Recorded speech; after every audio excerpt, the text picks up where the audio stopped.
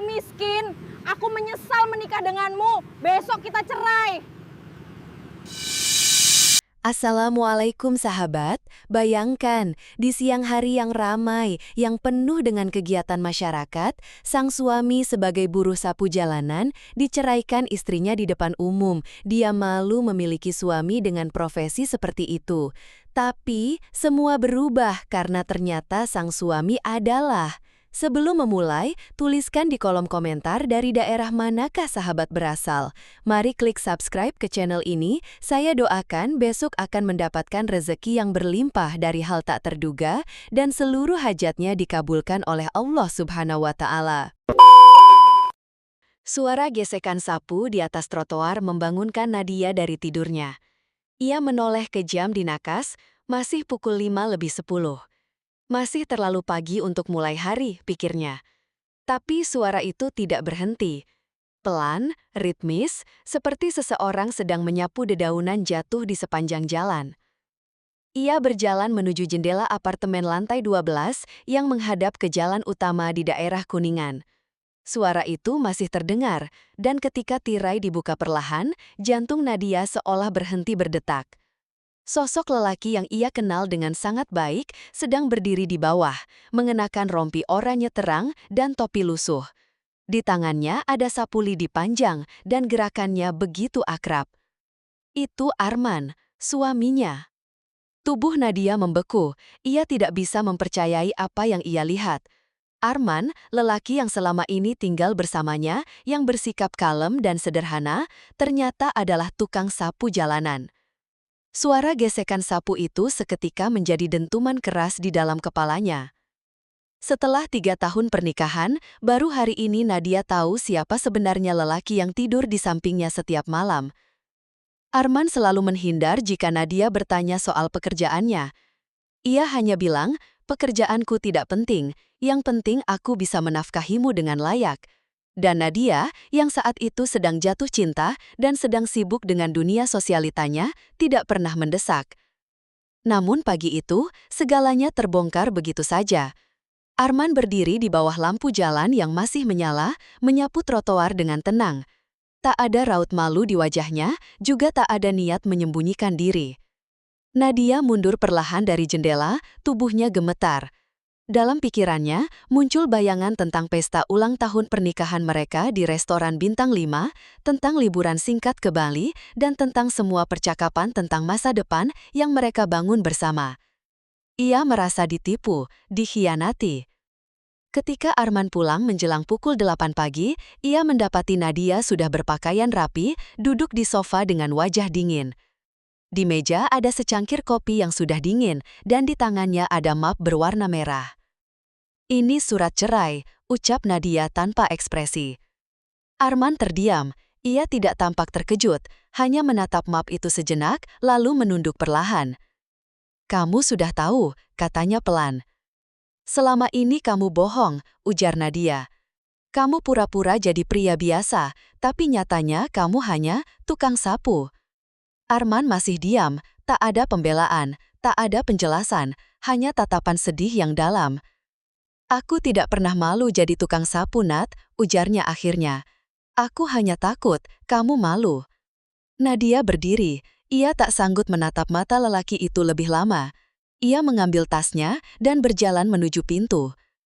Arman hanya berdiri di tengah ruang tamu, membiarkan kepergian itu terjadi begitu saja.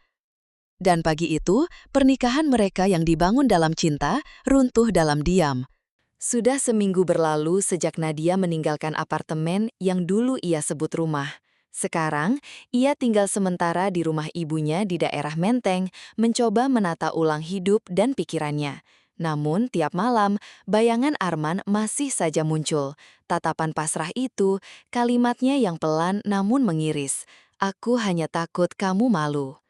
Nadia mencoba mengusir semua perasaan itu dengan kesibukan.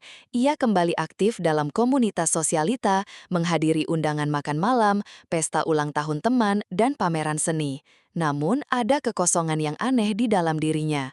Semuanya terasa hampa, seolah ada lubang yang tak bisa ditambal. Suatu sore, ia duduk di sebuah restoran mewah bersama sahabat lamanya, Sheila. Mereka sedang makan malam sambil membicarakan kabar terbaru di lingkaran mereka. Kamu tahu nggak?" ujar Sheila sambil menyeruput wine-nya. "Ada berita aneh di berita lokal. Ada tukang sapu jalanan yang katanya tiba-tiba jadi warisan keluarga konglomerat." Nadia tertawa kecil. "Film banget sih, tukang sapu jadi pewaris harta?" "Iya, sumpah. Aku juga mikir begitu," balas Sheila. "Tapi katanya ini serius. Orangnya ditemukan setelah keluarga itu cari bertahun-tahun. Ada tes DNA dan segalanya." Nadia mengernyit, jantungnya berdegup lebih cepat. "Namanya siapa?" Sheila mengangkat bahu, belum disebut namanya. Tapi katanya tinggalnya di Jakarta Selatan, sempat kerja sebagai petugas kebersihan jalan. Lucu ya, dunia bisa jungkir balik begitu. Nadia hanya tersenyum hambar. Ada sesuatu yang menggigit dalam batinnya, tapi ia menepisnya. Ia berpikir itu pasti hanya kebetulan belaka. Keesokan harinya, saat ia sedang sarapan bersama ibunya, televisi di ruang makan menyiarkan berita nasional. Di layar, wajah pria berperawakan sederhana muncul dengan jas hitam elegan. Ia berdiri di depan mikrofon, dikelilingi oleh wartawan dan kamera. Di pojok layar tertulis, "Konferensi Pers Keluarga Kusumawardana, pewaris yang hilang ditemukan."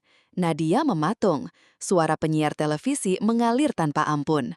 Setelah lebih dari 2 dekade pencarian, hari ini keluarga Kusumawardana akhirnya bertemu kembali dengan anak kandung mereka yang hilang, Arman Kusumawardana.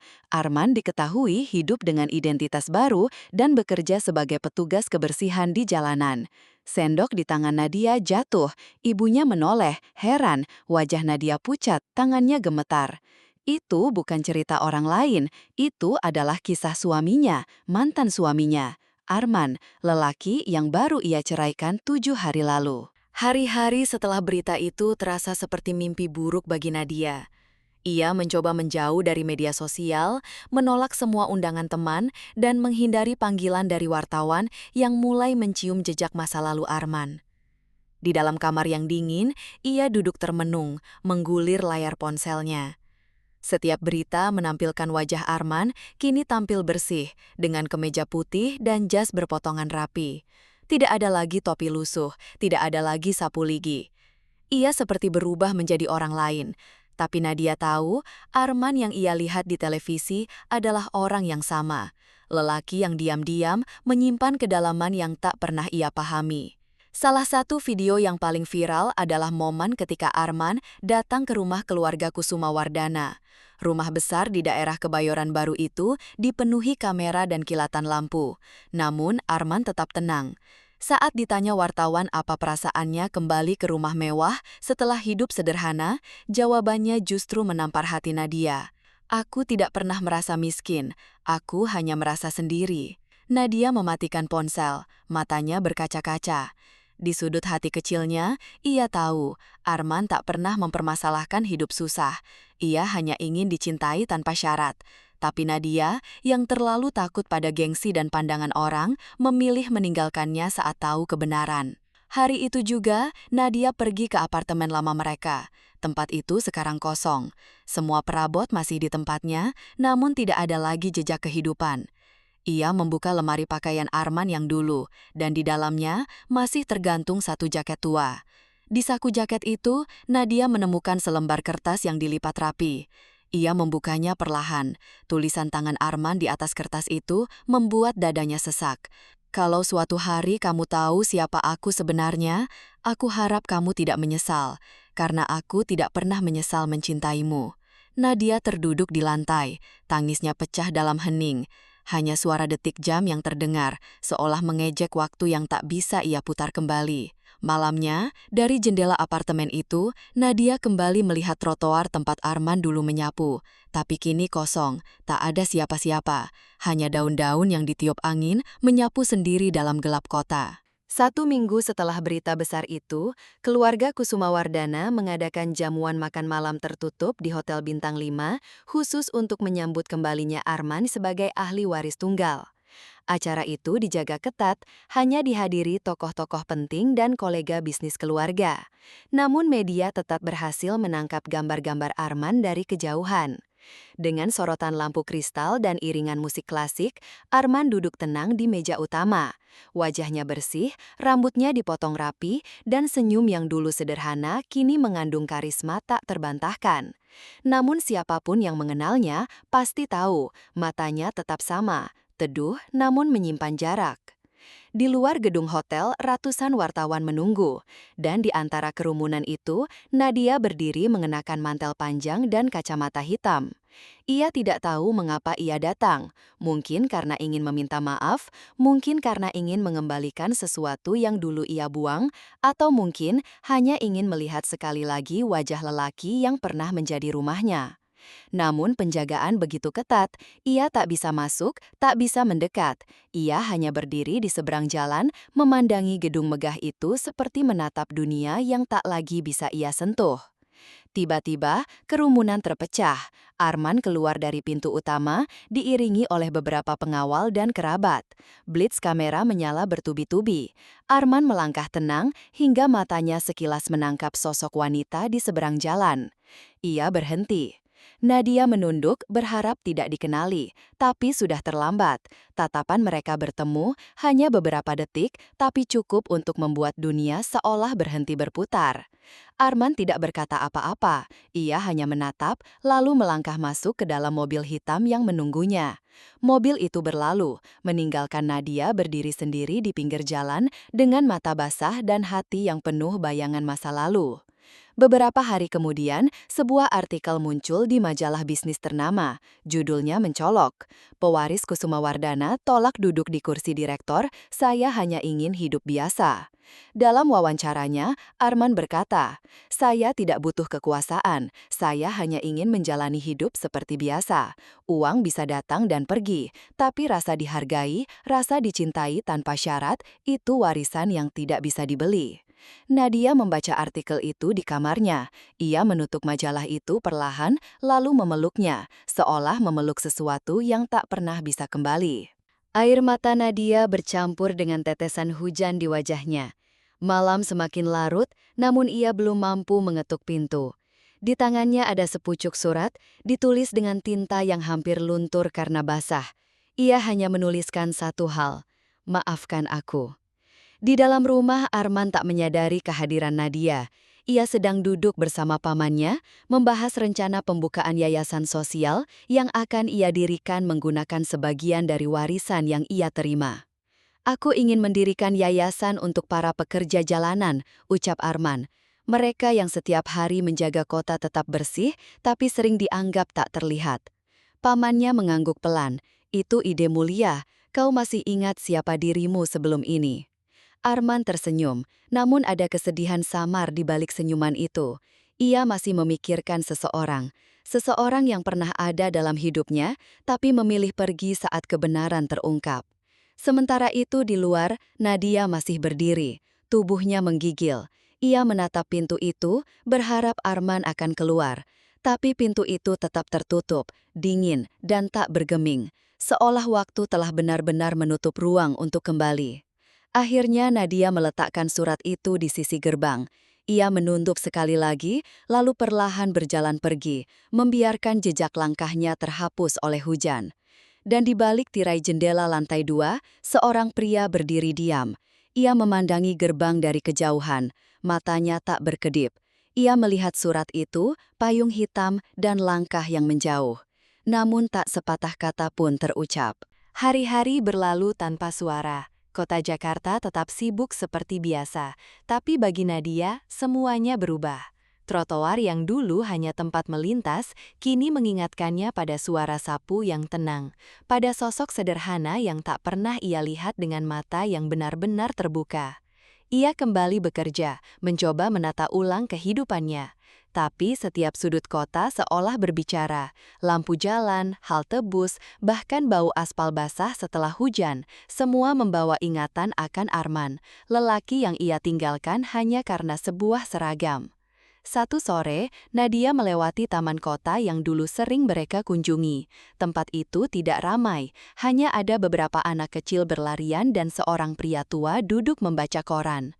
Di dekat bangku tempat biasa Arman duduk, sekarang berdiri sebuah papan kecil dari kayu jati, terpaku dengan plakat logam berwarna perak.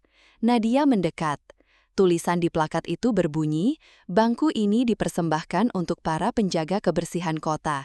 Tanpa mereka, Jakarta hanyalah debu dan bising. Yayasan Bersih untuk Negeri."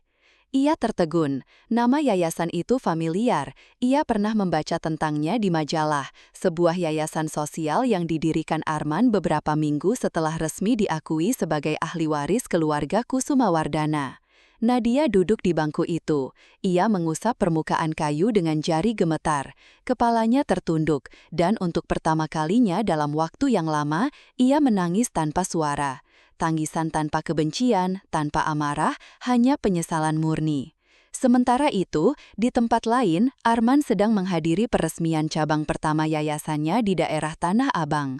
Ia memakai kemeja putih polos, tanpa jas mahal, tanpa pengawal. Ia duduk di lantai bersama anak-anak jalanan, membacakan buku cerita. Wajahnya tenang, tapi saat salah satu anak bertanya, "Pak, istri Bapak di mana?" Arman hanya tersenyum. "Ia sudah pergi ke tempat yang lebih baik," jawabnya singkat. Anak itu mengangguk tanpa tahu arti sebenarnya. Dan di tengah keramaian itu, Arman kembali menatap langit. Kota ini tak pernah benar-benar berubah, hanya orang-orang di dalamnya yang kadang tak sanggup bertahan saat wajah dunia berubah. 1 bulan telah berlalu sejak surat itu ditinggalkan di gerbang rumah keluarga Kusumawardana. Surat itu kini tersimpan di laci kamar Arman, tak pernah dibuka. Ia mengenali tulisan tangan itu, dan meski rasa rindu masih diam-diam menghantui, ia memilih tidak membacanya. Malam itu, Arman menghadiri sebuah acara penghargaan di Balai Budaya Jakarta. Ia dinobatkan sebagai tokoh inspiratif tahun ini karena perannya dalam membangun kesadaran sosial untuk para pekerja kelas bawah. Tepuk tangan menggema saat ia naik ke atas panggung. Namun, pidatonya sangat singkat. "Aku hanya ingin menjadi manusia yang menghargai manusia lain, karena terlalu sering kita menilai seseorang dari debu di bajunya, bukan dari bersihnya hatinya." Di antara hadirin, duduk seorang wanita dengan wajah teduh namun mata yang sembab. Nadia. Ia datang tanpa undangan, menyelinap di barisan belakang hanya untuk melihat Arman sekali lagi. Ini adalah pertemuan pertama mereka sejak malam hujan di depan gerbang itu. Setelah acara selesai, Arman keluar melalui pintu belakang gedung, menghindari kerumunan. Ia berjalan pelan, menikmati angin malam yang sejuk. Di sudut taman kecil di samping gedung, ia berhenti. Dan saat itulah, suara langkah pelan terdengar mendekat. "Nat?" Nadia berdiri di sana, hanya beberapa langkah dari tempatnya. Wajahnya ragu, matanya basah. Aku hanya ingin bilang, aku salah." Arman tidak menjawab, ia hanya memandanginya, lama. "Aku takut, aku malu, dan aku pergi saat seharusnya aku tinggal." Angin malam menerbangkan ujung rambutnya, tapi waktu tak bisa diulang. Arman tahu itu. "Aku tidak pernah marah padamu," ucapnya akhirnya. "Tapi aku juga tidak bisa kembali ke tempat yang sudah kosong." Nadia mengangguk perlahan. Ia tahu. Ia tidak mengharapkan pelukan, tidak menanti maaf. Ia hanya ingin mengatakan satu hal yang selama ini terpendam. Aku mencintaimu, bahkan saat aku tak mengerti caramu mencintaiku." Arman tersenyum tipis, senyum yang penuh luka, tapi juga penuh ketegaran. "Aku tahu." Dan malam itu, mereka berjalan menjauh, bukan bersama, tapi dalam damai yang terlambat. Di langit Jakarta, lampu-lampu kota berpendar seperti bintang jatuh yang tak sempat diinginkan.